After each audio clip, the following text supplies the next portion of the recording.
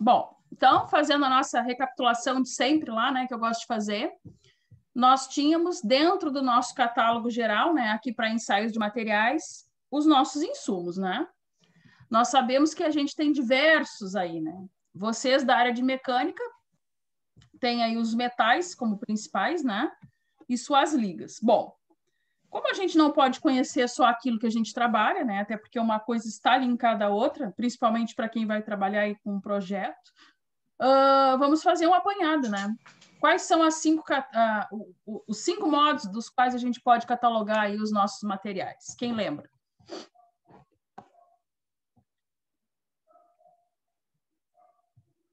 Ninguém lembra nada. Metálicos. Metais. Cerâmicos. Que mais? Polímeros. Polímeros. Quais outros?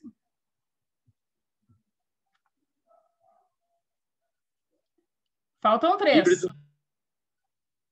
Não metais. Tá, os não metais, vamos fazer uma coisa. Os não metais, eles estão classificados onde? Os não metais, eles estão na classificação geral? Não, né? Não. Eu ratei aqui. Não. Os não metais, eles estão classificados dentro dos metais, assim como as ligas, né, dos aços estão lá catalogadas também dentro do quadro geral ali dos metais. Então, assim, a gente tem 5 classificações básicas, que são algumas vocês já falaram. Primeiro, os metais, os materiais cerâmicos, os polímeros, os híbridos e os elétricos e magnéticos, que é uma classificação. Bom, já estudamos 2 deles. Quais foram? Quais 2 estudamos? Metais e cerâmicos. Metais e cerâmicos. Bom, vamos lá, sucintamente, características, né, dos nossos metais. São condutores. São condutores, boa. Outra característica. Resistentes. Altamente resistentes, né? Mas também podem ter de resistência moderada a baixa, não é isto? A alta, desculpa. Correto? Lembra que nós citamos até alguns exemplos. 2 exemplos bem clássicos para nós, né? Dentro de uma obra ou dentro de uma indústria aí, né? Nós queremos lá alta resistência. Por quê? Numa obra, por exemplo, eu preciso que aquele material, né, aquele ácido compósito ali com uma liga, ele resista ao peso da edificação. Depois, se tem um exemplo para vocês, do qual, por uma questão de ergonomia, nós queremos que a resistência seja moderada, que era lá nos automóveis. Lembram disso? Quem lembra? Sim. Sim, né? Nos automóveis, a gente sabe... se deformasse. Isso, pela questão da quantidade de movimento. Que a estrutura se deformasse, né? Isso, perfeito. Por que lá isso? Porque quando a gente sabe que quando há uma colisão de veículos, fisicamente falando, veículos que se confrontam, a força, né, do impacto dos dois se somam. Veículos, né, que se batem um atrás do outro, a força é só a do que bateu, né? Sendo que na colisão frontal, a força é somatizada, a outra força é subtraída. Bom, em ambos os casos, a gente necessita que esta energia gerada ela seja dissipada. Por esta questão de dissipação da energia, a gente, então, sabe que lá na indústria automobilística, diferente da indústria da construção, nós temos, então, os nossos aços, né, os nossos metais ali, né, na nossa classificação geral, funcionando com resistência de maneira moderada. Bom, isso é uma característica bem clássica aí dos nossos metais. Uma curiosidade também é que quando eles são metais na essência, Porque alguém falou aí ametais como sendo uma das características de catálogo, né, geral. Não é. Ela está dentro dos metais. Bom, quando são ametais, significa o quê, gente? Que eles não têm a questão lá da condutividade, né? Tanto elétrica quanto térmica, né? Do mesmo modo dos metais. E os ametais, então, podem ser, inclusive, as ligas, né? Que são aqueles materiais dos quais a gente insere impurezas, deixando ele com as características necessárias para que eles se cumpram lá dentro daquele nosso projeto. Bom, os cerâmicos, quem é que tem algum exemplo para me dar?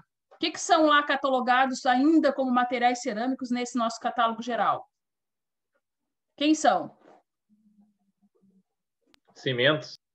Os cimentos são materiais lá de origem cerâmicas. Que mais? Todo e qualquer tipo de pedra, né? Ele está catalogado lá dentro daqueles materiais de origem cerâmica. Posso dizer que os vidros e os materiais vítreos também, né? Vitros cerâmicos que a gente chama, né? Tudo isso está naquele catálogo, dentro do catálogo geral, lá embutido nos materiais cerâmicos. Bom, aí nós vimos, né? Quem esteve nas últimas aulas lembra, nós vimos a questão dos cimentos, das argamassas, né? As subclassificações delas, inclusive até o Gerry, a gente brincava, né? Que ele estava entendendo, ou estudando bastante aí, né? Porque ele tinha lá uma boa lembrança, né? Uma boa perspectiva do que a gente conversava. Bom, falta então nós estudarmos aqui um outro tipo, né, de classificação, que seria quais? Qual o próximo agora? Os polímeros, né? Gente, o que são polímeros? Vamos conversar primeiro aqui antes de ir lá para o nosso roteiro. O que é um polímero para vocês? Plástico. Plástico, pode ser. Tá.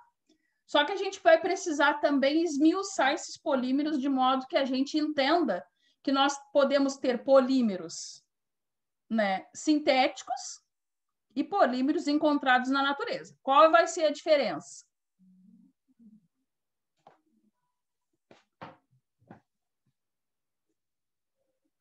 Sintético. Naturais são... Em laboratório, coisa Exato, né? Bom, assim, né? em primeiro lugar, polímero é todo aquele material, né? Quando a gente fala, a gente tem a tendência de lembrar já logo de plástico, né? Que nem acho que foi aí o Antônio que falou. Bom, tá correto, gente. Polímero, né? Aquele material ali de origem, né? Plástica, que significa o quê? Que ele tem uma boa capacidade ali de ser altamente maleável mediante temperatura. Bom, nós vamos ver, ele tem características um pouco atenuadas, né, dos outros dois da classificação geral que nós estudamos, mas a gente precisa atentar que nem sempre, né, os polímeros eles vão ser materiais aí naturais, né, ou seja, que a natureza está nos dando e nós vamos obter. Então, vamos ter que começar a entender isso. Primeiramente, falando deles de maneira química, né, quimicamente falando, eles têm lá macromoléculas. O que são essas macromoléculas? Quando nós estudamos lá os metais e até mesmo os cerâmicos, nós vimos, né, que nós temos lá, se formos esmiuçar a química, né, do material, a gente tem lá o material que ele se forma, né, aqueles átomos estruturalmente, de modo a se acoplar, né, se anexar e dar resistência e também um molde, né, naquela estrutura da qual a gente está aí projetando. Os polímeros, eles têm também essa capacidade. Então, vamos ver aqui no nosso roteiro, né?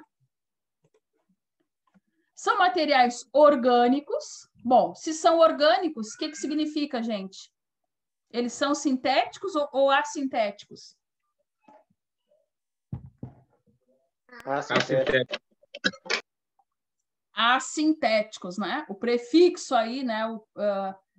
Fazendo uma menção de que eles não são, né? Quando orgânicos, eles não têm a intervenção humana.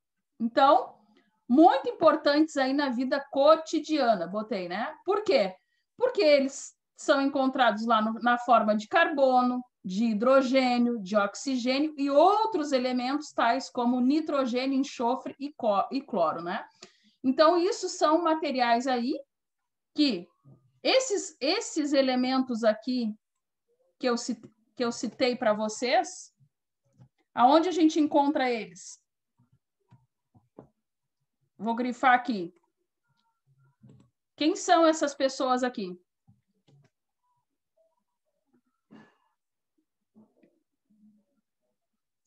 Os nossos velhos conhecidos lá da tabela periódica, não é isso? Sim ou não, gente? Com certeza. Com certeza. Sim. Gente, voltando. Hidrogênio e oxigênio. Quem é que lembra lá quando a gente estudou ensaios 1? Ensaios 1 não, comandos hidráulicos. Nós estudamos o hidrogênio e o oxigênio. Onde é que a gente tem esses elementos químicos em abundância? Na atmosfera. Na nossa atmosfera. Nós temos 5 camadas lá, das quais esses elementos são distribuídos em percentuais, que para a nossa subsistência, né, a junção hidrogênio e oxigênio, ele é fundamental para quê? Para a nossa vida, né? O carbono, a gente também precisa?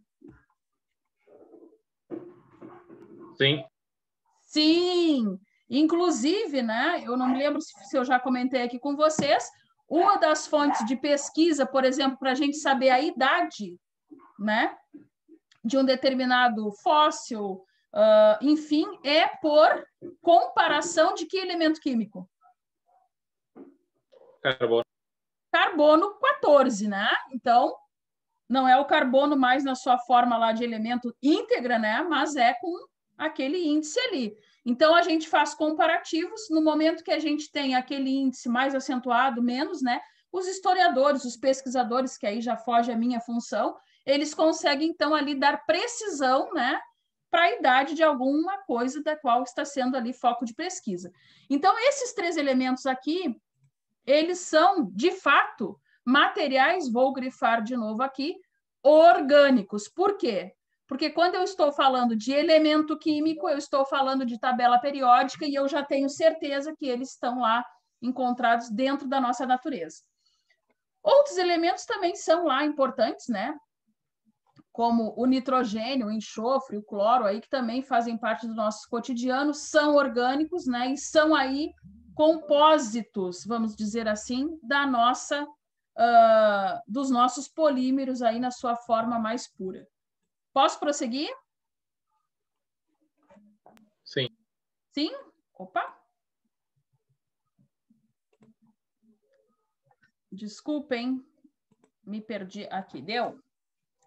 Bom, então aqui dentro do nosso roteiro, ó, tudo da forma a qual nós estamos aí conversando, tá? Alguns vão ocorrer na natureza, né? Tais como as madeiras, né? Couro, seda, óleos. Gente, isso está na natureza de uma forma natural? Opa! Falei um erro aqui na linguagem. Desculpem. Está de maneira abundante, né? Seria a forma. Usei ali uma figura de linguagem horrível, né? Na natureza, nem vou repetir. Bom, o que eu quero dizer para vocês? Esses materiais, eles são orgânicos, né? Na sua constituinte. Por exemplo, madeira. Eu não preciso de muito, né? A menos que eu faça um tratamento na nossa madeira, eu não preciso de que ela tenha para obter esse insumo uma maneira muito rebuscada. Ela está ali no formato de quê? De árvores, né, gente? Algumas, inclusive com a intervenção humana, como essas madeiras, por exemplo, né, que a gente vê esses matos que são plantados, né, em função de depois coletar essa madeira. Tá, tudo bem, tem ação humana no plantio, mas a gente não precisa fazer mais nada, né? Ocorre de maneira natural lá na natureza. Os óleos. De quais óleos eu estou falando ali? Quais óleos eu estou falando aqui, gente? E por quê?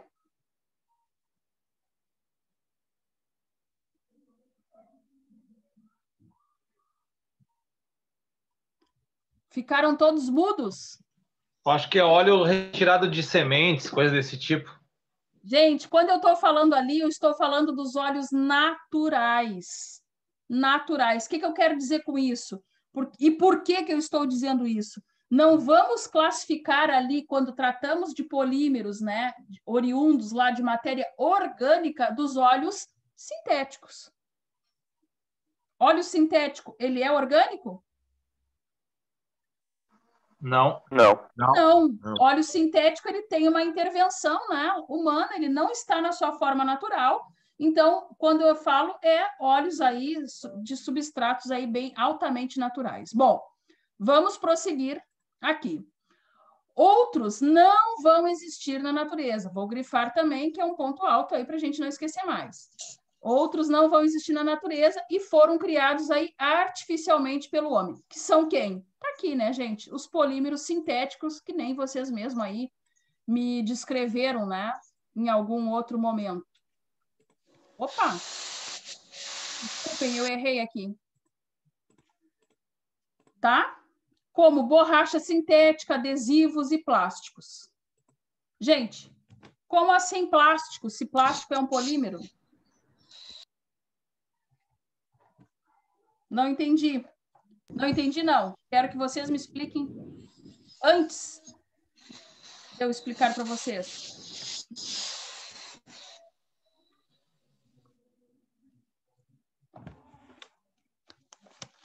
Escutaram?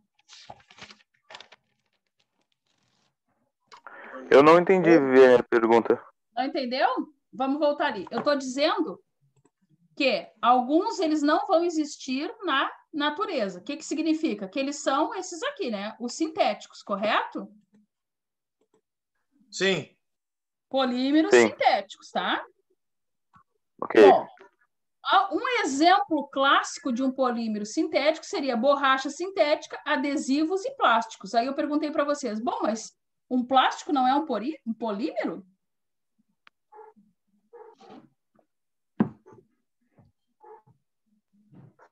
Sim. Ele é, né, gente? Mas ele não é. Ele é, porque ele é. Perfeito, ele é. Mas lembram que lá no início da aula eu disse para vocês que nós tínhamos que desmistificar algumas ideias que a gente tem, às vezes, erroneamente dentro, né, dos nossos conceitos. Quais são elas? Bom, polímero, um plástico é um polímero? Perfeito. Mas eu não posso dizer, né, que um plástico ele é algo, o quê? Natural. Ou seja, um plástico é orgânico? Não. Não. Então, assim, nós temos a produção de polímeros, que é o quê? Transformar aquele subsídio que a gente está recebendo ali, né? Aquele insumo, num manufaturado de acordo com o nosso projeto, vou dizer assim, né? Quando eu falo projeto, vocês sabem, né? Que é transformar aquela matéria-prima ali para que ela possa ser usada. Bom, vocês sabem, então, que o plástico, ele não é algo natural. No entanto, que os ambientalistas, o que eles dizem? Não jogar plástico na natureza, nos mares, né? Por quê? Ele é biodegradável? Não. Não, né? Não. Não. Porém, uma madeira que é considerado também um polímero, porque ele é uma matéria orgânica, se eu jogar, a única questão que eu vou ter no ambiente é aquela parte visual, né, gente? Correto? Sim. Sim, né? Então, eu sempre brinco, né? Quando eu falo disso, dessa questão, principalmente dos polímeros, né? Dessa questão mais puxando para o lado ambiental, é isso, né? Quando a gente fala de educação ambiental, a gente precisa distinguir algumas coisas. Por exemplo, faz alguma diferença, né? Eu ter lá na natureza um plástico jogado na beira do mar, por exemplo? Sim. Faz Diferença Faz muito. visualmente, aquele visual de praia suja, né? Faz diferença para os animais. Não entendi, Diego. O próprio ecossistema também, os animais. O ecossistema, para os animais de origem, né? Que tem um habitat marinho, faz muita diferença. Uma sacolinha jogada ali faz diferença, né? Porque lá, para aqueles animais, né, com habitat aquático, aquela sacolinha tem uma intervenção, né? Como tartarugas, por exemplo, que podem ficar presas, ou elas engolem, né? Os peixes. Mas, para um pássaro, posar em cima da sacolinha na beira da praia faz diferença? Não. Não. Sim. Por quê? Porque eles têm um habitat, né, terrestre e eles não têm como cultura comer qualquer coisa, que nem os animais de origem lá aquática. Eles lá não têm, né, aquele modo de sobrevivência, né, de subsistência conforme aqui. Então, na beira da praia, a sacolinha, né, aquele polímero que não é biodegradável, ela tem um aspecto só visual. A gente não gosta de ver pela questão, né, daquele aspecto sujo que dá no ambiente. Porém, dentro, né, lá da água, vamos dizer assim, né, vulgarmente falando, ela tem sim um impacto ambiental muito maior, né, do que está simplesmente jogada ali, pelas questões que a gente comentou aqui. A mesma coisa a madeira, por exemplo. A madeira a gente não gosta de ver lá, mas ela é um material lá, um polímero de origem orgânica, que se adentrar mar adentro, ela vai acontecer o que com ela?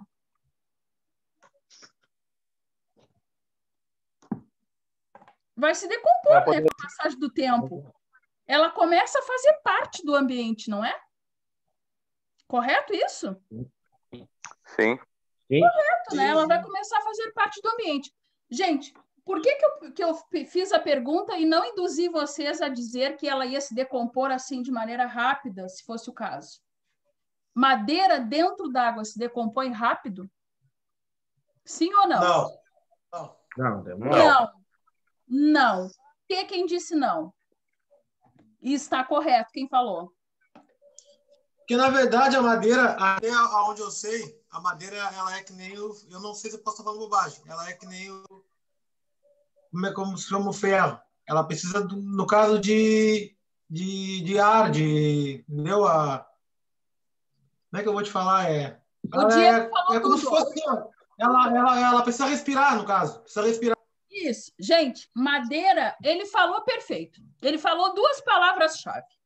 Madeira precisa, para sua decomposição, estar submetida a quê? A oxigênio, que é um material orgânico, né? Ele é um elemento químico, né? Ele é orgânico por si só. A gente viu agora ali na definição dos polímeros. Ela precisa estar exposta, para que a madeira apodreça, ela precisa molhar e depois estar exposta a ar, ou seja, oxigênio.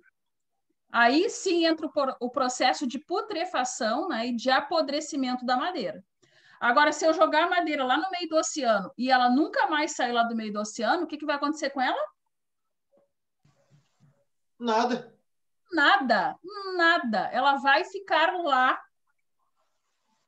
né, até algum animal, né, alguma... Oi? É a mesma coisa do que tu largar, vamos exagerar, uma viga no meio, lá no fundo do mar, vai ficar lá. Vai ficar lá. Desde quê? Desde quê? O que é necessário para aquela viga não se degradar lá no oceano?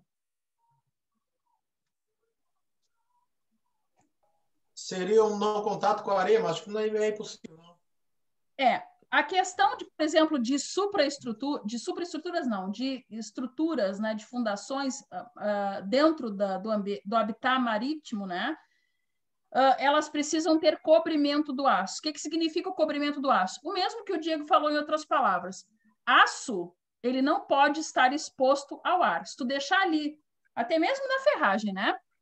Se nós deixarmos lá o aço numa pilha, no relento, ele fica escuro, ferrugento. Por quê? Porque o oxigênio, ele provoca um processo de corrosão muito grande e ali a estrutura começa a se decompor, de uma maneira lenta, mas ela acontece. Bom, por que a gente fala lá, quem é da construção civil, né, vai entender o que eu estou falando, a gente fala no cobrimento de uma estrutura.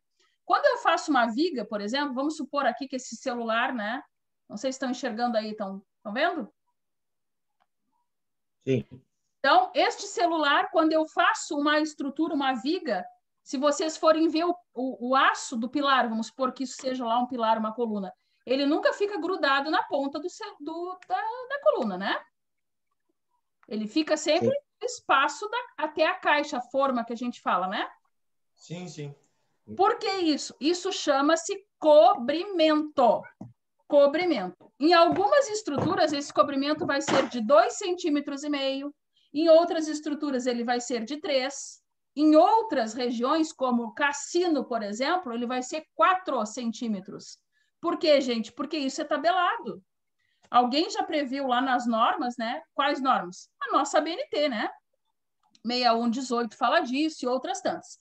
Lá diz que nós temos que ter para regiões marítimas, né? Que a gente chama alta agressividade, é bem assim mesmo que está escrito lá na norma, ambientes com alta agressividade, nós temos que ter maior cobrimento, ou seja, maior zoneamento de concreto que envolva aquele aço. E aí, eu posso deixar aquela estrutura no relento, lá na beira da praia, ou então, né, como uma estaca lá na beira da praia, que não vai entrar em contato oxigênio aonde não me interessa. Oxigênio em concreto pode? Pode, né? Oxigênio Pode. em aço? Pode. Exato, pode e vai acontecer. Oxigênio em aço pode? Não pode. Não. Em madeira pode? O que a gente faz quando a gente põe as nossas aberturas na casa, né, de madeira, ou quem tem chalé, por exemplo? Tu fez a casa... Não tá. Diego, eu não entendi. Não foi Pensei que tinha feito algum comentário. Desculpa. Gente, Pintura, né, quando a gente tem lá a nossa casa, né, que a gente põe a abertura de madeira, ou então a gente faz um chalé, a primeira coisa que a gente corre para fazer, e que a própria empresa, né, a própria que vendeu aquilo para a gente manda, ou passar óleo, ou pintar, não é isso? Sim. É a primeira coisa. Então, assim, a gente não pensa, né? É uma coisa, assim, praticamente junto que a gente faz, né? Porque é uma coisa que a gente sabe que se nós deixarmos a madeira uma semana sem tratamento no relento, a gente começa a ter problema de envergadura, né? Próprio processo de mofo que a gente já observa na madeira e, posteriormente, uma vez mofo, né? Mofo e umidade, posteriormente, então, processos aí de degradação. Bom, tudo isso que a gente está falando não é em vão, né? Não é aula de construção civil aqui, mas sim para que a gente entenda que tudo isso é polímero. E que polímero, erroneamente, a gente põe a palavra polímero igual a plástico. Não. Polímero são todos esses aqui que nós vimos, e eu vou grifar para que vocês gravem aí no visual, né? Alguns polímeros vão ocorrer na natureza, como madeira, couro, seda e óleos. Então, por incrível que pareça, estes aqui também são. Só a título de curiosidade, né? Vocês sabem ali a Câmara do Comércio? Aqui em Rio Grande. Quem sabe onde é? Sim. Em frente àquela praça, né? Que eu não sei o nome ali, como é? Tamandaré? Não. Xavier. Praça Xavier Ferreira. Ali existe aquele prédio da Câmara do Comércio. Quem é que sabe qual é o tipo de estaqueamento que tem ali?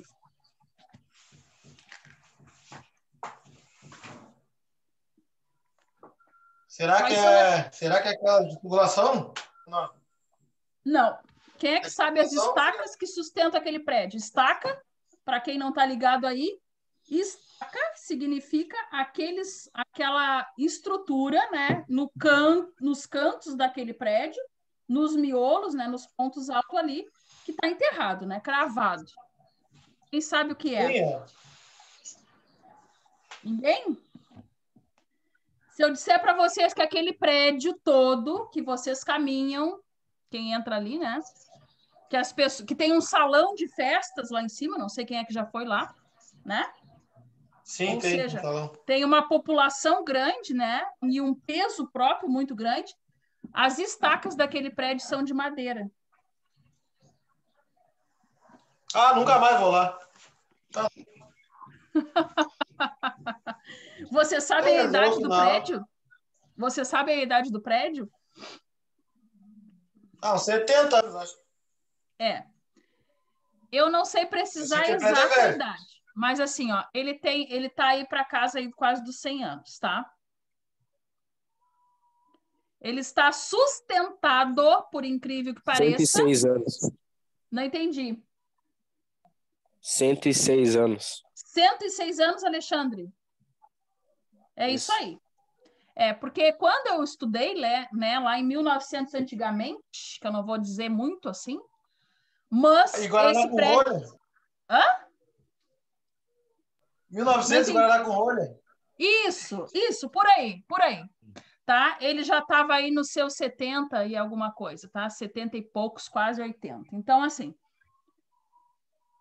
não queria dizer, mas no final disse, né, tá? Bom, então esse prédio, ele é muito antigo. O nosso colega Alexandre falou 106 anos. Então, eu calculava aí na casa dos 100 anos de idade.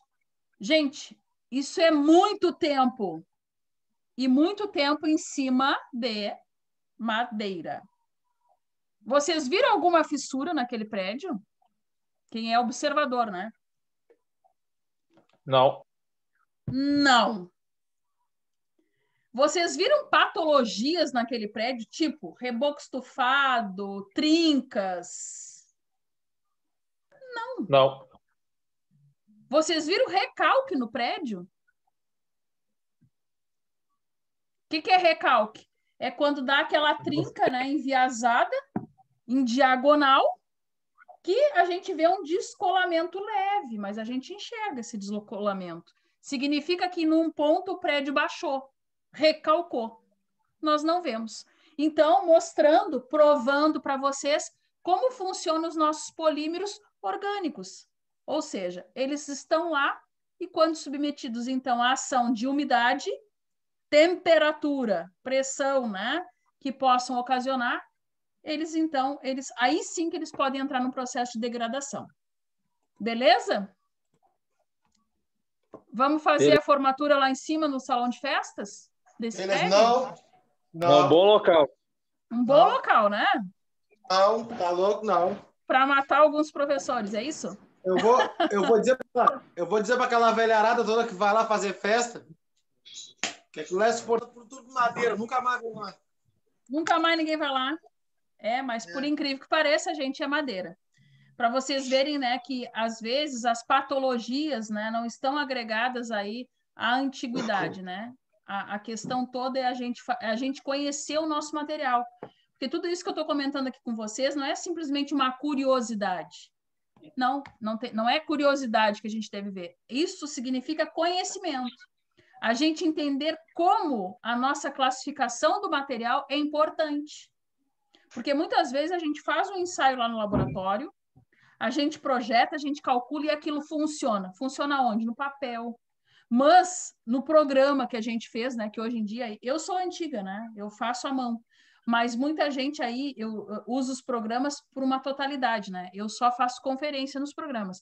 Então, não adianta a gente ter tecnologia de ponta, né, não só para projetar, mas como para depois investigar, e lá como projetistas, como técnicos, né, que somos, porque nós somos técnicos, né, a gente não entender as constituintes dos nossos materiais. Então, isso que a gente está fazendo aqui agora, sentando para conhecer que existem 5 classificações, que dentro dessas, as características de cada uma é importante, e o que tem de atenuante, né, porque o que tem de distoante dentro dessas características, que nem eu falava, né, polímero não é plástico simplesmente, polímero é várias outras coisas com características diversas, né, que tornam eles, às vezes, aí inorgânicos e que a gente precisa entender, né? E saber como aplicar. Posso estaquear um prédio de madeira dentro do mar? Que ali era mar, né? Ali era a lagoa, né? Vocês sabem, né? Foi aterrado aquilo ali tudo, né? Posso, porque eu conheço como funciona, né, o meu material. Isso é entender, né, as propriedades. Bom, gente, outra questão das características aí dos polímeros. Baixa densidade. Fala. Quem falou comigo? Isso quer dizer também que isso quer dizer também que faz parte também de uma matéria da natureza, no caso, né? Então ela tende a se unir, no caso, né? A não dar errado. E não é uma madeira qualquer também, né, professora? Deve ser uma madeira... Não, gente, eu também eu não conheço aprofundadamente, tá, a técnica utilizada ali. Óbvio, pode ter tido algum tratamento? Pode. Né? Eu não vi, né, não sei como é que foi feito. Mas o que o Marcos está dizendo, e eu concordo com ele. nós estamos colocando materiais de origem orgânica, natural, né? Com algum tratamento, obviamente, num habitat que é propício a ele, que se comporta bem, né? É uma junção de técnicas ali. Diferente, por exemplo, de eu colocar a viga lá como estaca, né? O estaqueamento lá de concreto armado. Tu concorda, Marcos? Acho que sim, né? Sim, Quando a resposta concorda. Porque o que com ferro puro não daria certo, porque eles fazem concreto na volta, né? As estacas, acho que é um ferro. Tu está falando do que a gente comentou há pouco, que foi em outras palavras, mas a gente falou disso. Quando eu faço o meu estaqueamento, eu tenho toda uma preocupação com o cobrimento do concreto. Significa o quê? Significa que tem um espaço aceitável, admissível, para que, então, a minha armadura não fique colada na minha estrutura, nas bordas da minha estrutura. Eu não posso ter, porque se eu tiver isso, vai dar bicheira, que a gente chama, né, vulgarmente lá na obra. O que é isso? É aquela pedregulhoso que fica na volta, né, com a batida das ondas ali. Não tem aquele ditado, né, água mole em pedra dura? É isso que ocorre lá, tecnicamente falando. Então, em zonas marítimas, por exemplo, esse cobrimento tem que ser bem acentuado e é feita uma manutenção. Vocês sabem disso, né? Quem é que vê isso na prática, até mesmo lá na indústria? Não sei se todos vocês trabalham lá na indústria.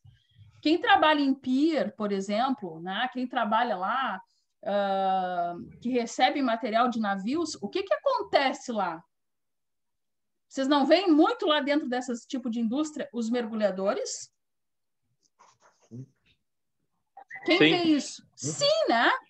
Todas aquelas empresas ali que estão ali recebendo granel, ou até mesmo, né, pelos dutos lá, né, óleos e petróleo, sei lá, para os seus insumos, eles têm uma equipe de mergulhadores. O que significa aqueles mergulhadores? Estão ali vendo... Não, gente. Eles estão ali vendo o quê? Se aquela tubulação, né, que está passando lá para acoplar no navio não tem processo de corrosão.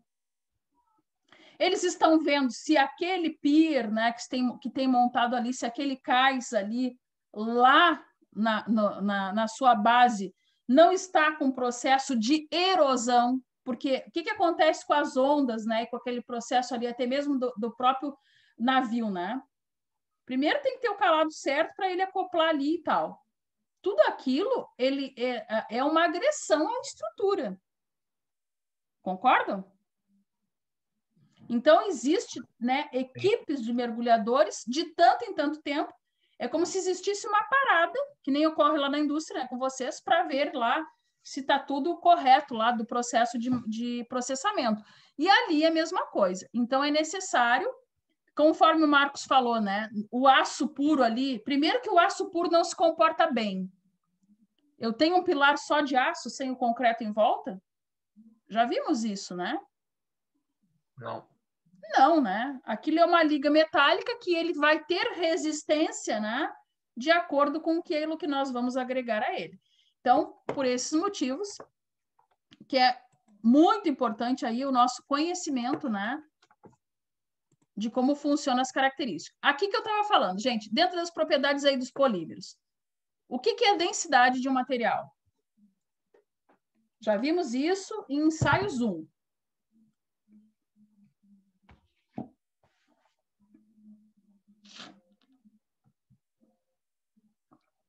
Gente, o que está relacionado aí com a densidade? Resistência? Peso do material. Isso. Eu falaria a massa, né? A massa do material. De acordo com a sua dimensão. Correto? Posso dar um exemplo? Que era até uma piada lá quando a gente era criança? Posso? Lembram lá que tinha aquela piadinha? O que pesa mais, né? O chumbo ou o que era? O algodão, né? Não me lembro. Algodão. Algodão. 1 quilo de chumbo ou 1 quilo de algodão? Ou 1 quilo de algodão. Era isso que as crianças brincavam lá na escola. Gente, o que pesa mais? O que deveria ser perguntado, na verdade, lá na origem desse questionamento? É o peso disso? Hã? A densidade. Qual tem mais massa, na A verdade? densidade. Por quê? Porque se eu colocar num recipiente lá 1 quilo de chumbo dentro de uma bacia, vamos supor, o que vai acontecer com esse quilo de chumbo?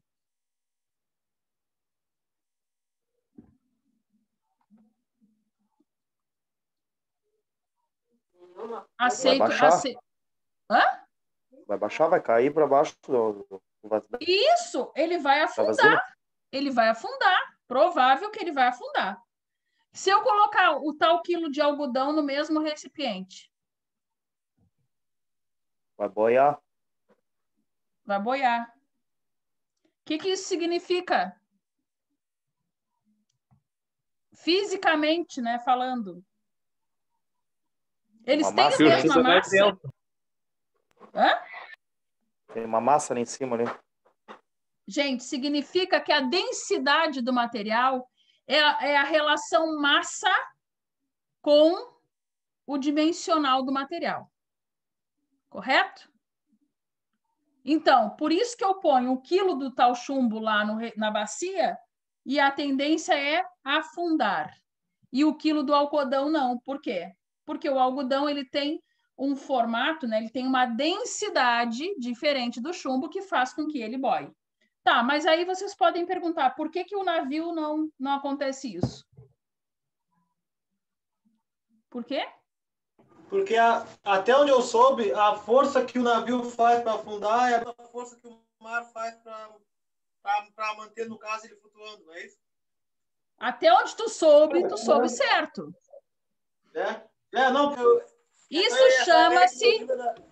Isso chama-se empuxo. Fisicamente falando, isso é o empuxo. Ou seja, a mesma tendência, o peso do navio, né? Que é a relação massa-gravidade que aquele navio faz, nós temos lá a água do mar fazendo uma força de mesmo módulo, sentido oposto, a fim de que o navio não afunde. Porém, isso acontece por causa da relação de quê? Da densidade, não é?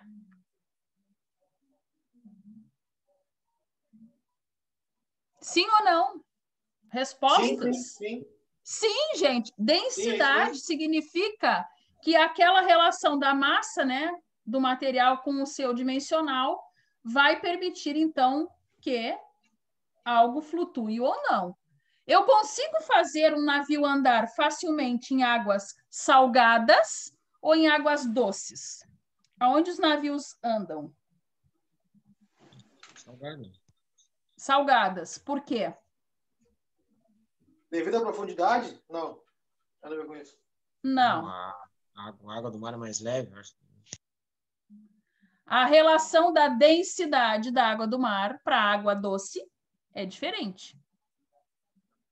Concordam? Sim.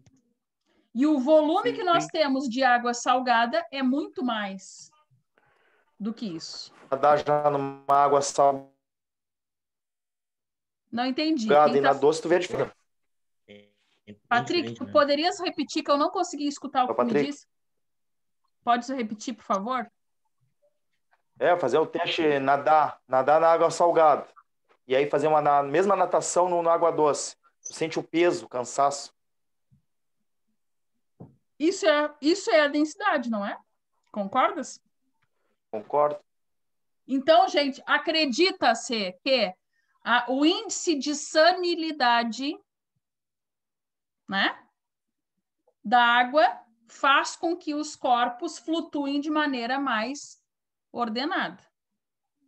E aí, claro, o navio anda melhor na água salgada, primeiro por esse efeito técnico aí da questão da densidade, ou seja, da relação massa com seu dimensional, com seu volume ocupado. E nós temos em maior quantidade também. Então, aí, a título de curiosidade, né, lá, os físicos, porque vocês sabem que a física explica tudo, né?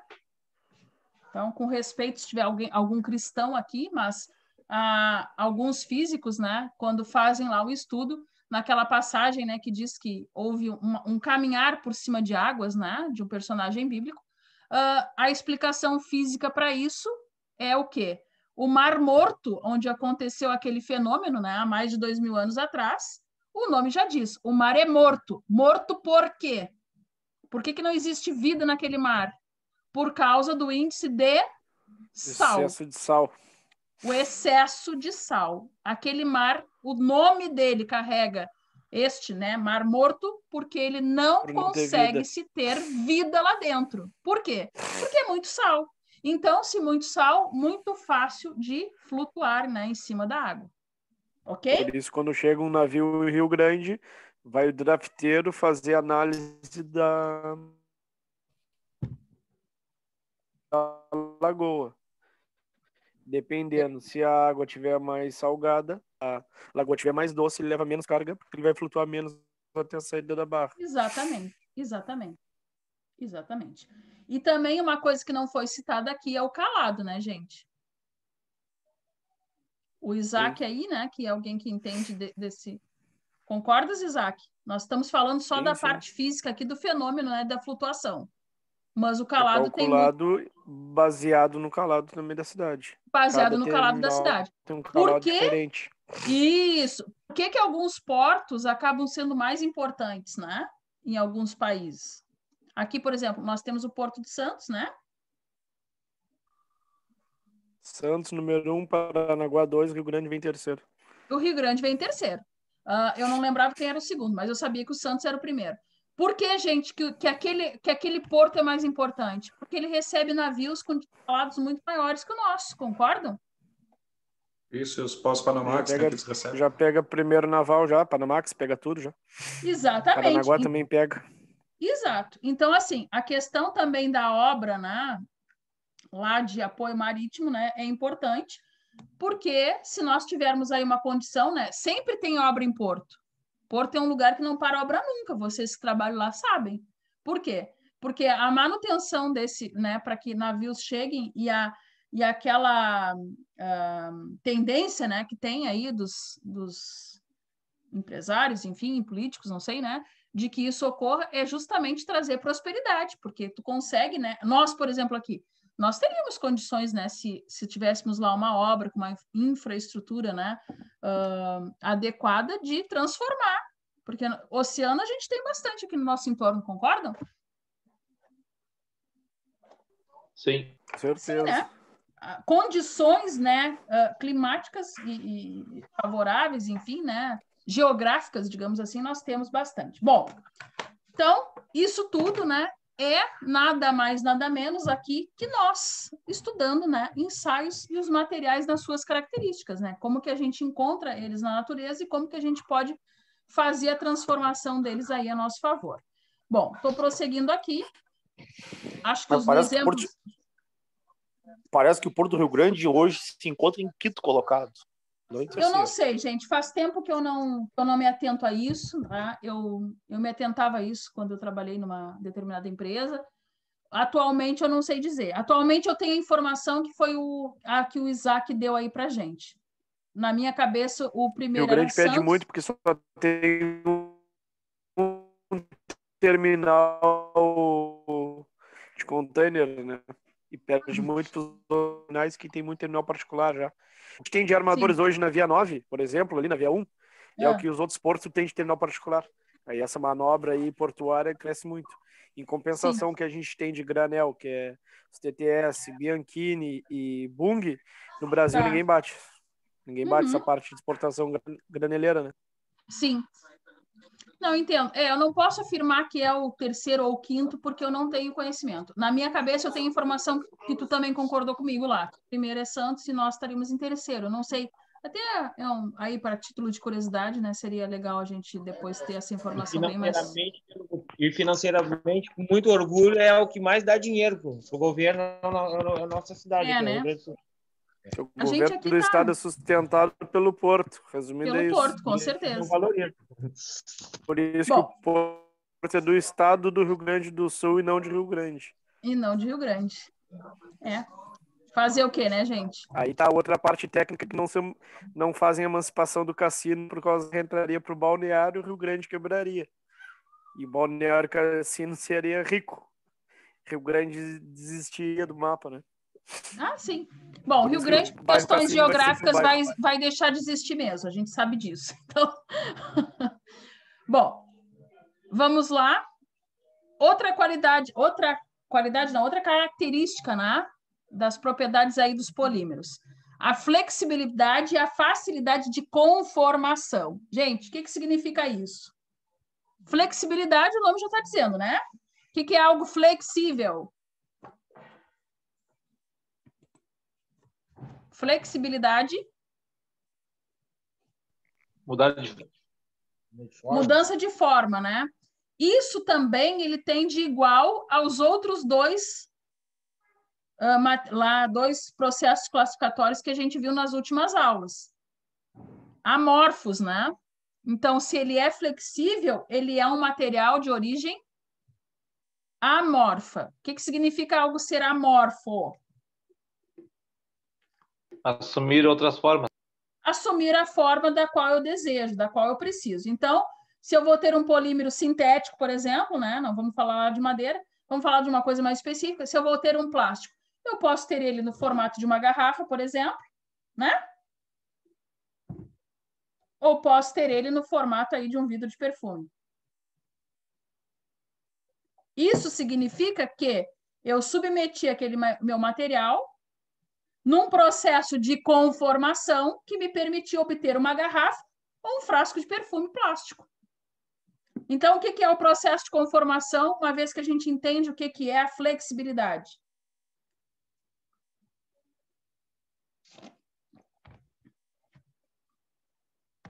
Sugestões?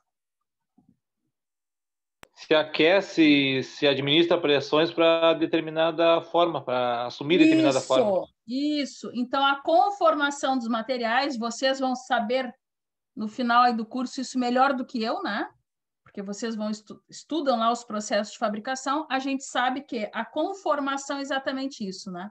A gente submeter o material a condicionantes aí que não é o seu estado natural. A gente viu isso nos outros processos também. Isso também é uma característica dos metais. Eles têm uma resistência mediante estar em temperatura e pressão constantes. A mesma coisa que vai acontecer com o nosso polímero. Eu posso aquecer água na minha garrafa? Lá em cima da boca do fogão? Óbvio que não, né? Por quê? Porque eu tenho na estrutura da minha garrafa um polímero, né? Que derreteria. E depois, lá dentro, eu tenho o quê? Um outro processo de classificação aí dos materiais.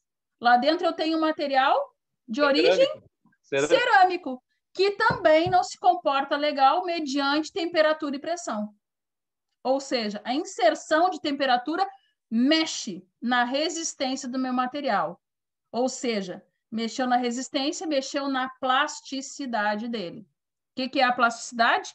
Aquele estado, né, físico do material que, uma vez submetido, às vezes eu não consigo voltar à minha característica lá de origem dele. Bom, então, isso seria aqui no nosso grifo, né? A flexibilidade altamente relacionada aí ao processo de conformação. Tenacidade. Tenacidade nós já vimos, né? O que significa aí falar fisicamente que alguma coisa tem característica de tenacidade? Facilidade de se unir. Hã? Capacidade de se unir. Capacidade de se unir, né? Nós brincávamos, né, na última aula, acho que foi, que até uma marca, né, uma fábrica, né, que produz aí cola, usou o nome justamente para remeter as pessoas na junção, né? Um material aí tenaz é aquele material com capacidade de se unir. Por que eu consigo isso com polímero? Pela constituinte química, né, que a gente iniciou falando hoje no início da aula. Lembram? Eles são macromoléculas. Então, eles lá na sua estrutura cristalina, eles têm aquela capacidade de junção que possibilitam, então, a união deles, né, e a formação aí do projeto final, né, daquilo que a gente pensou lá na origem. Bom, aqui também já falamos, né, eles são geralmente pouco resistentes aí a altas temperaturas. Isso é bem clássico, né? A gente vê que Por exemplo, eu vou dar um exemplo, né, que eu vivi aí um certo tempo atrás. Bom, o que eu observava, e isso é um clássico mesmo, né, de como que os materiais, eles são moldáveis, né, de acordo aí o que a gente precisa. Bom, eu trabalhei numa usina de asfalto do município, tá? Da qual a gente tinha um tanque que recolhia, né, através de processos ali, toda aquela água com alto índice de ácido, né, proveniente lá do processo da usina. O que era o processo da usina? Pegar materiais, insumos, né, materiais lá de origem cerâmicas, né, e formar lá o que as pessoas vulgarmente chamam de asfalto. Que não é, tá, gente? O nome daquilo, né, ali é pré-moldado, né, que a gente chama, né, ou se não, capa de rolamento. Bom, a gente chama vulgarmente desse nome. Lá nós tínhamos uma água altamente ácida. O que a gente fazia para corrigir o pH da água? Quem tem ideia desse tipo de processo de correção aí de pH? Que nem fazem piscina lá, quem tem piscina, né? Ninguém tem ideia? Ninguém vê isso lá na indústria? Cloro? Então, lá nós pegávamos para corrigir aquele pH, né, daquela água ali. Em primeiro lugar, a gente verificava, né, o quão ácida estava a água, né, a fim de torná-la neutra, né? Porque a gente nunca quer algo nem ácido nem básico, né? A gente quer o meio termo, não é isso? Então, lá a gente colocava cal virgem. Uma coisa relacionada a sulfato de prata, alguma coisa assim, de alumínio? E isso, lá nessa usina nós usávamos cal virgem. Por quê? Porque cal consegue, através daquele processamento químico que dá ali, deixar aquela água estabilizada. Bom, o que a gente verifica? Que pessoal dentro daquilo... da tratamento de água usa também cal ali. Lá onde tu trabalhas? Pra Não entendi. fazer outra... Na Yara lá, saí da Yara, mas na Yara lá, quando eles pegam água do reciclo lá, das lavadoras, ele vai para o filtro prensa. Antes de passar no filtro prensa, ele ganha a cada tanque uma baciona daquelas de cal, não sei qual a dosagem, para regular o pH dela e voltar para o sistema da fábrica de novo. Bom, então o nosso colega aqui, ó, confirma o que eu estou contando aqui para vocês. Lá, tu verifica no final do processo que a água é corrigida, né? Ou seja, tu pode colocar a tua mão ali se tu quiser, no final, né, do processo, e aquela água não vai ocasionar nada, né? Inclusive, em algumas indústrias aí, ela volta para a lagoa, não é isso? Sim ou não? Lá volta. Hoje não pode mais. Quando eu fiz estágio lá também na refinaria, a água voltava. Eu não sei como é que fica o processo. Parece que hoje tudo é reutilizado. Mas, enfim, aonde eu também trabalhei depois como responsável, eu corrigi o pH sim. O que eu verificava? Você sabe que cal virgem, né, quando submetido à água, ele entra num processo de temperatura como se fosse um forno, né, gente? Ele atinge alta temperatura, elevada.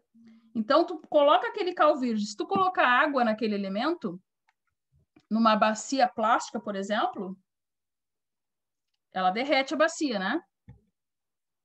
Provando que aquele polímero não corresponde a altas temperaturas. Porém, dentro daquele tanque metálico, da onde estava aquela água ali precisando ser tratada, tu colocava muito cal. O que acontecia com o tanque? Nada. Nem processo de corrosão. Correto? Se ele não for de fibra, ele vai embora rapidinho. Se fosse de fibra, ele iria embora. Mas num tanque metálico, né, com um projeto, com resistência, né, com paredes que aguentam altas temperaturas, né, não existe esse processo aí de fusão.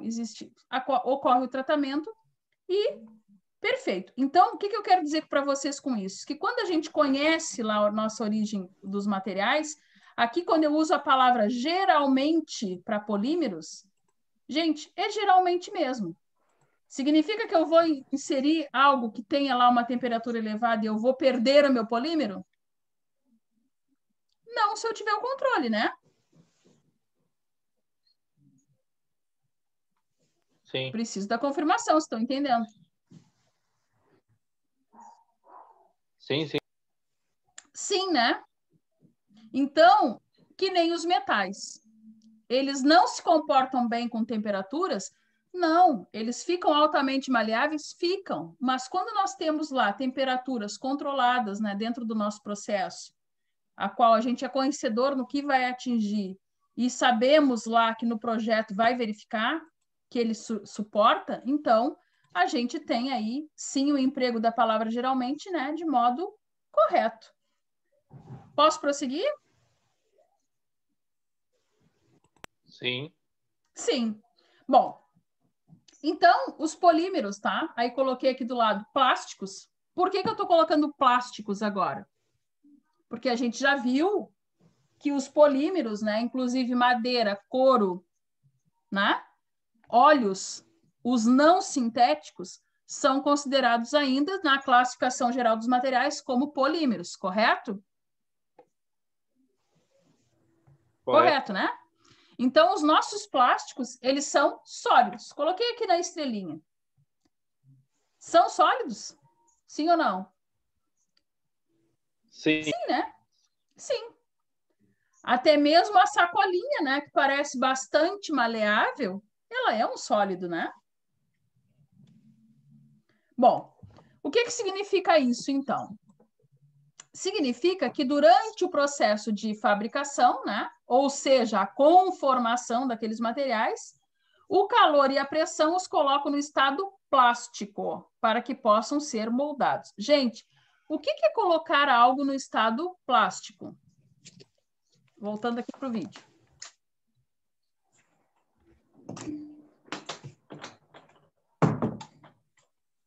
Vamos falar assim, quando eu falei do exemplo da garrafa térmica. A garrafa térmica é um sólido? Sim. Sim, é um sólido, né? Apesar de que, para garantir que ela não tenha processo de deformação, existe lá uma camada de vidro por dentro, ela continua sendo um sólido que aguenta um determinado grau de temperatura, correto? No entanto que...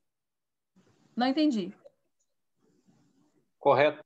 Correto. No entanto, né, daquelas garrafas da qual a gente puxa por sucção a água, o plástico, né, o polímero plástico sólido que está ali, ele não tem nem característica de derreter em água aí, numa temperatura apropriada aí para um café ou para um chimarrão, correto? Então, mostrando que no processo de conformação, a gente põe um estado plástico, que é aquele estado que deixa aquela estrutura daquele material do qual nós estamos trabalhando, né, maleável, moldável. Eu consigo colocar em estado plástico os materiais cerâmicos, que nós já estudamos? Não. Não. Quem disse não? Eu Quem e disse... mais um.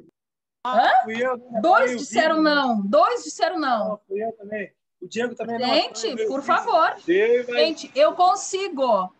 A plasticidade do material não quer dizer que ele é um plástico. Polímero plástico, ou seja, um polímero sólido. Hã? O vidro é um exemplo, a gente deixa em estado plástico O vidro e depois... é um exemplo. Aliás, vamos conversar aqui. O vidro, ele é o quê? Fisicamente falando. Além de ser um material cerâmico dentro da classificação geral.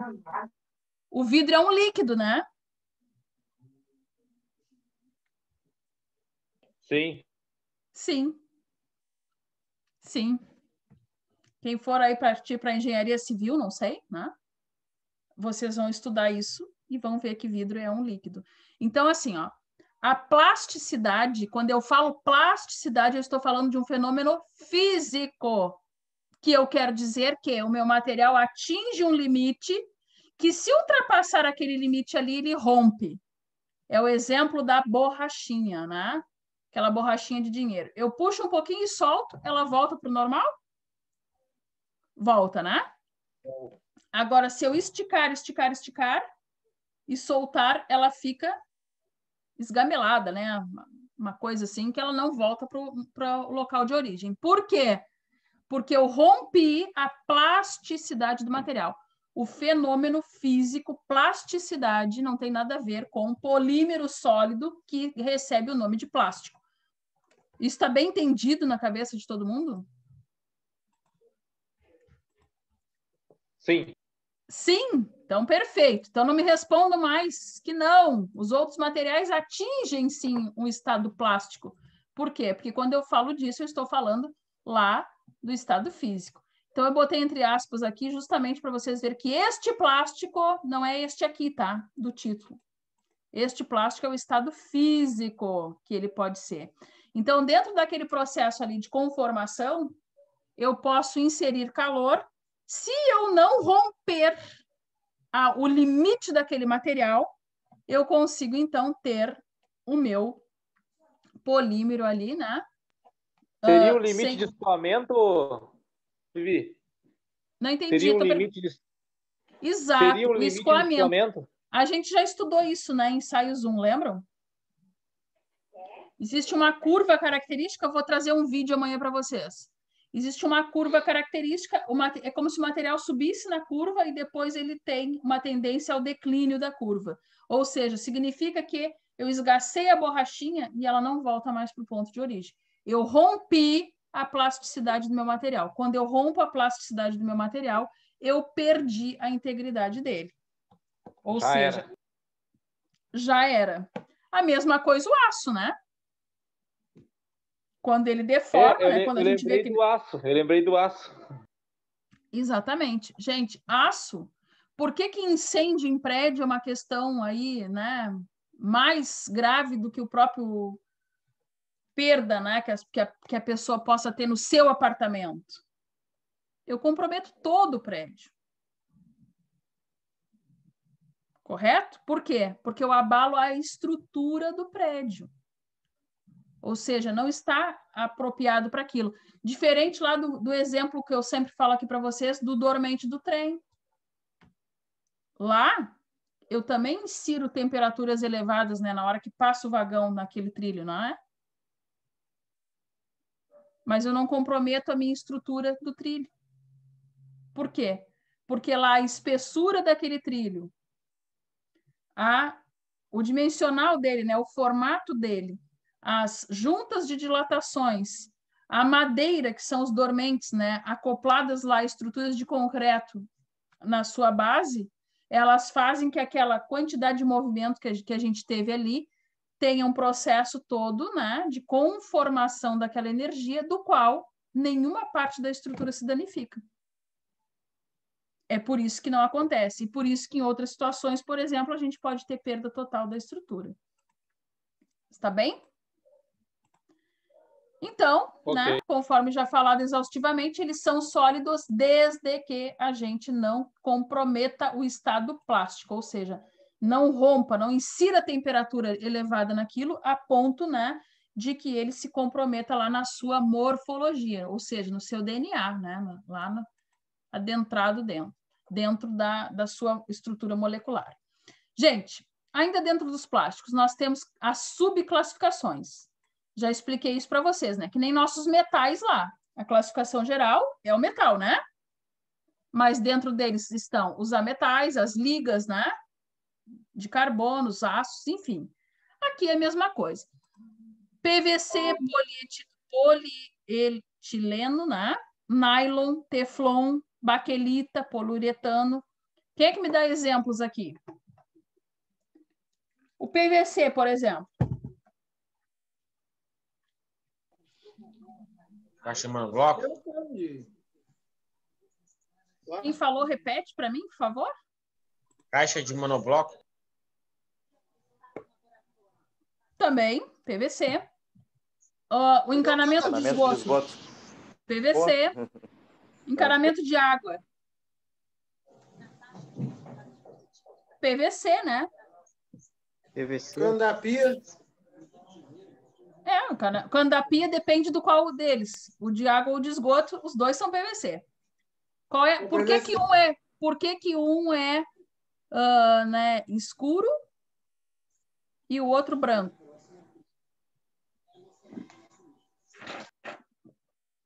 Por quê?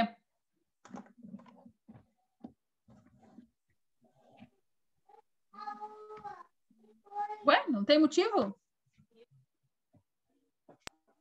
Por causa da luminosidade.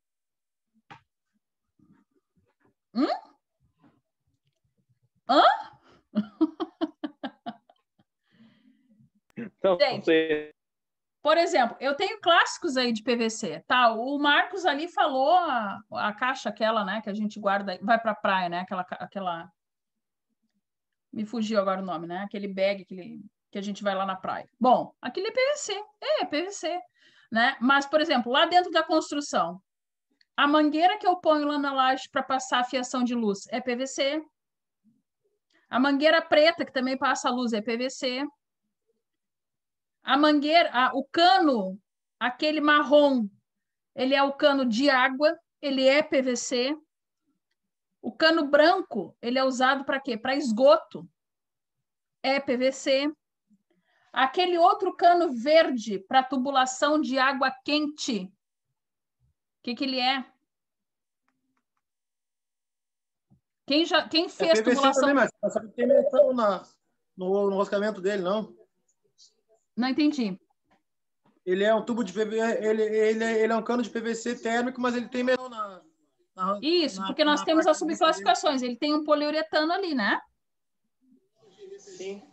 Sim, ele passa naquele duto água quente. Ele é verde ou então acinzentado, um marrom acinzentado, que é uma linha mais inferior do cano PPR, que a gente chama, que é verde.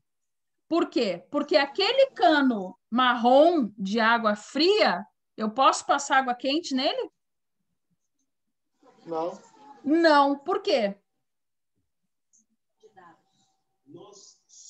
Não vai aguentar, vai derreter.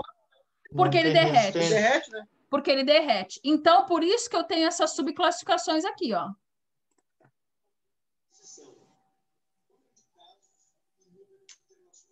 Porque um vai estar menos resistente, esse primeiro, né, a temperatura, o outro mais. Concordam?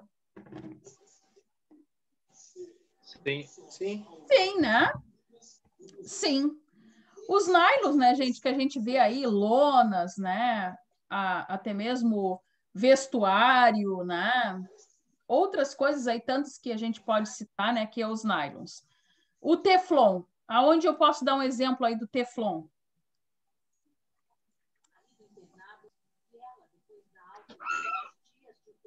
Pé da rosca? Pé da rosca, né? São exemplos aí de polímeros, né?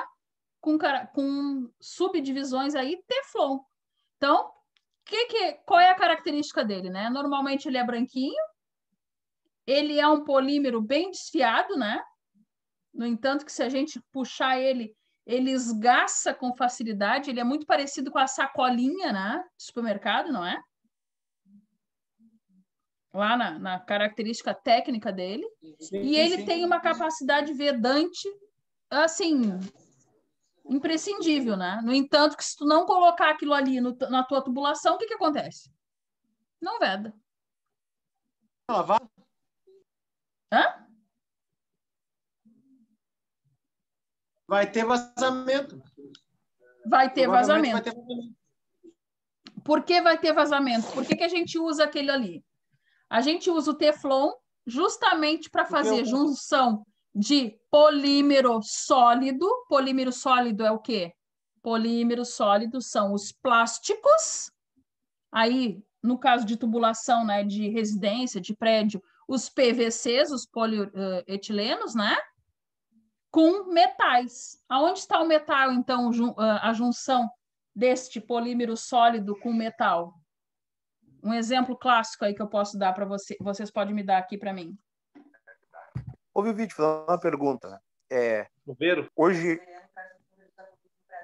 Estou escutando. Giovanni, né? Sabe, isso. Eu trabalho com vagões, né?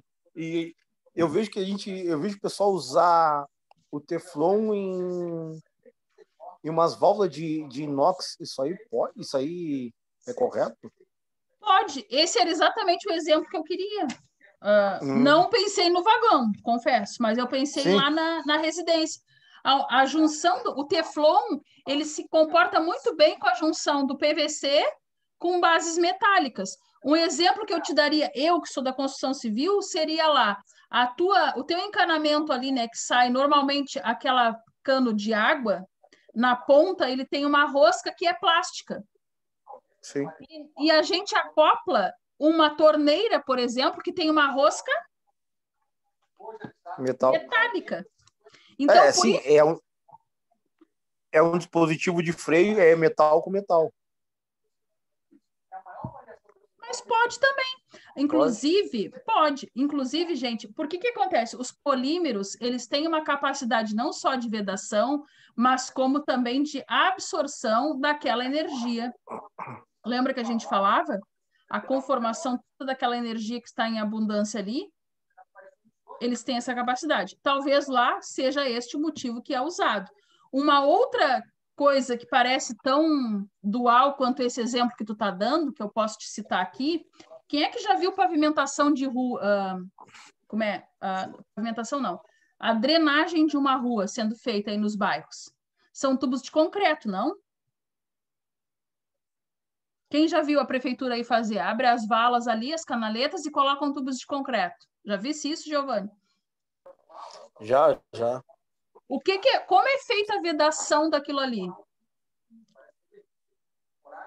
Como é feita a vedação de um tubo que acopla no outro? A gente tem o lado macho e o fêmea, né? Sim.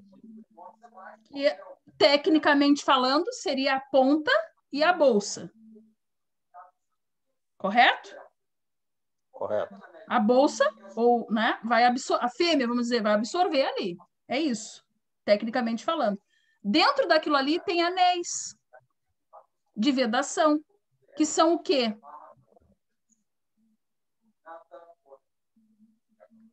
Polímeros. Gente, vocês já viram isso? Às vezes a gente observa, né, na rua da gente, enfim. Já viram como é feito isso? Sim. Por quê? Primeiro lugar, porque nós temos ali depois uma camada de concreto, né? A gente tem um leito de concreto magro, que a gente chama quase que um grout, né? Da qual aquele tubo é assentado ali. Depois ele é feita a acoplação, né? Daquela ponta e bolsa. Essa acoplação, ela é colocada aquele anel de vedação, que é um polímero, e um polímero plástico. Ela é sólida, é um anel mesmo, tá? Ele tem a capacidade não só de vedar infiltrações daquela água servida, né?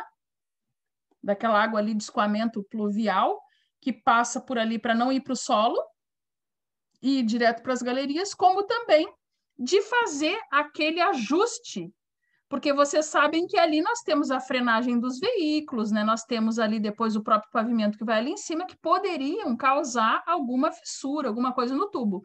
Então, ter aquele polímero ajuda, então, nessa questão estrutural. Já se deram conta disso?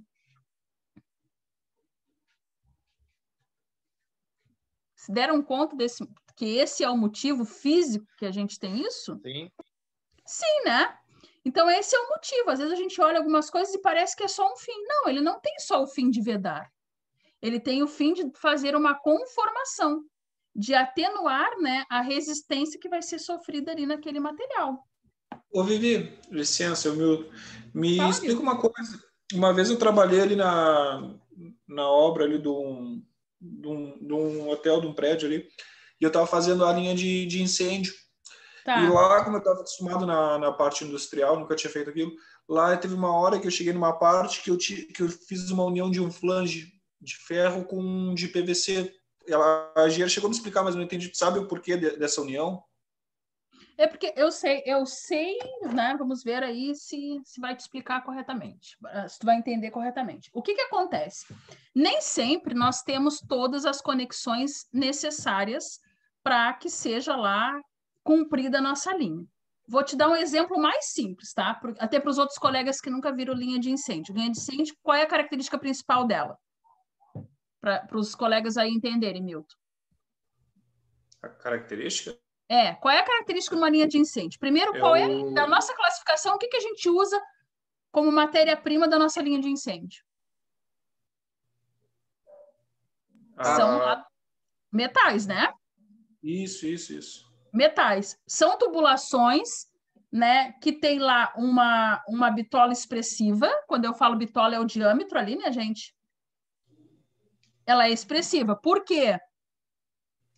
Eu quero pouca água ou muita água saindo na hora que der Muita vazão tem que ser forte. Isso. Então, aquele controle de vazão, lembram lá de comandos hidráulicos? Eu acho que a gente já estudou, né?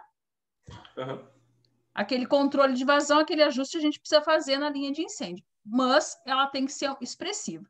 Bom, trazendo esse exemplo para uma tubulação mais simples, que é a que a gente tem na nossa casa, não raro vocês fazem lá toda a tubulação de água com PVC, com aquele cano lá marrom, só que aí o pedreiro pede lá um joelho de inox. Quem já viu isso? É aqueles azulzinhos, normalmente vão ali onde vai as torneiras. Sim. Sim, né? Sim, já vi dele.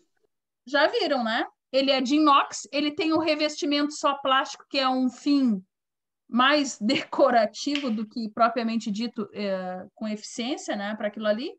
Mas por quê?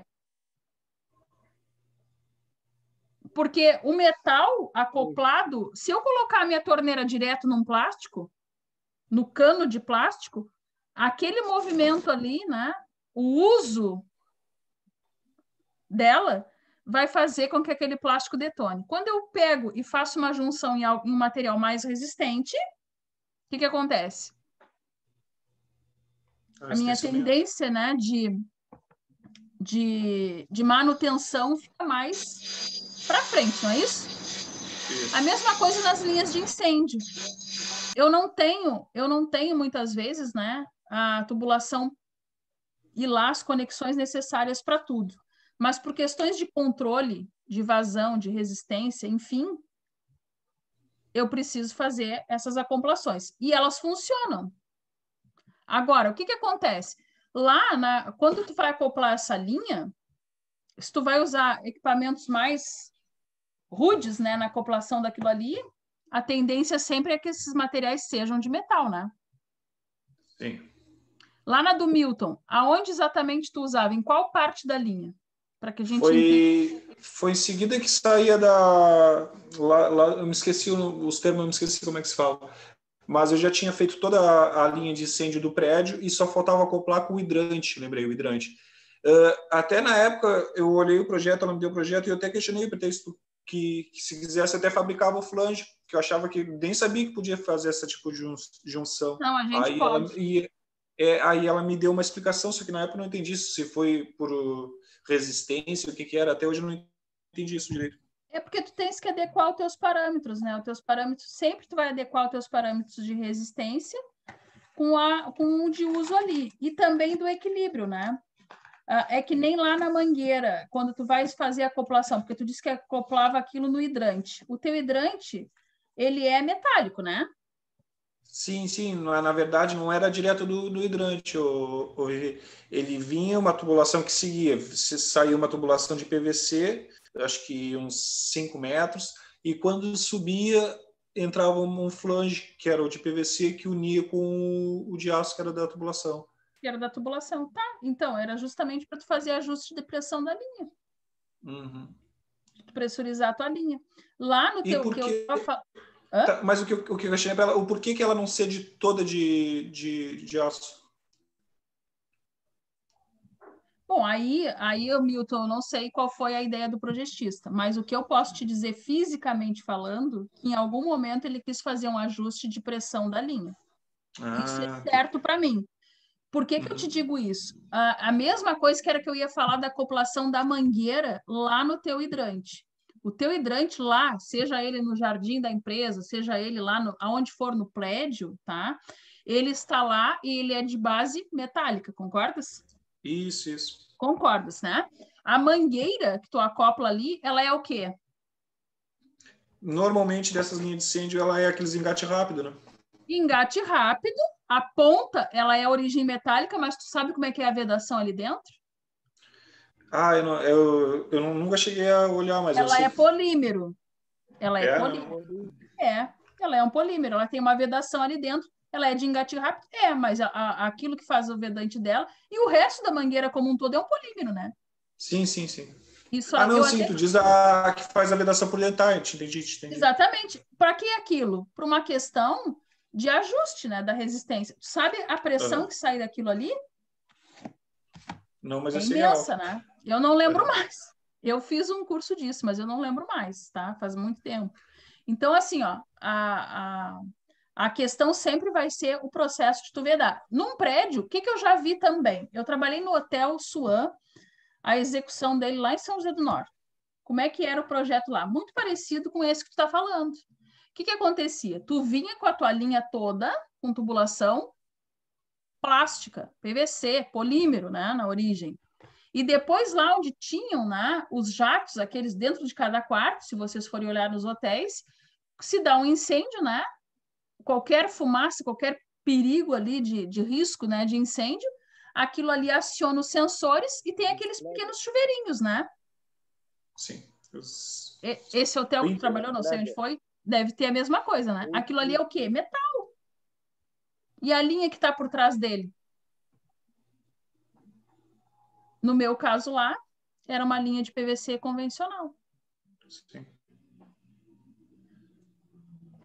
Ok? Ok, me respondeu. Tá. Bom, gente, são 10:50, vamos terminar aqui, vamos continuar amanhã? Pode ser. Temos que entrar nos elastrômeros, vamos entrar com mais calma. Beleza?